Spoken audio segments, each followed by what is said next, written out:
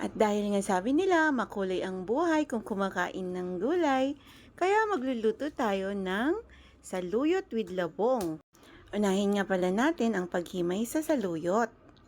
30 pesos nga lang pala ang bili ko dito guys. Sobrang dami na.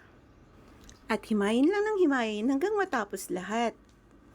Kayo mga mare, anong gusto nyong luto ng saluyot? Sa susunod, prituhin naman natin ito. Sunod nga pala ang paghiwa sa 4 na kamatis. Para sa akin kasi mas masarap kung mas marami ang kamatis. Para hindi nga masyadong madulas ang saluyot. Sa isang kasirola, maglagay lang ng 5 tasang tubig at ilagay na ang prinitong bangus.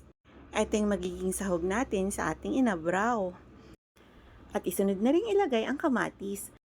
Isasabay ko na nga rin pala sa pagpapakulo ang labong.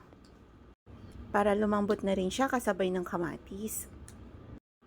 At kapag kumulo na nga, hanguin ang sahog at isunod na rin ilagay ang bagoong. At naglagay na rin ako ng isang sachet ng magic seasonings. Pagkakulo naman, pwede nang ilagay ang saluyot.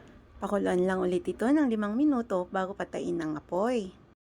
At yan, luto na ang ating masarap na inabraw. Taob na naman ang kaldero nito. Kaway-kaway naman dyan sa mga Ilocano kagaya ko. Salamat ulit sa panonood. Please like for more. Bye-bye!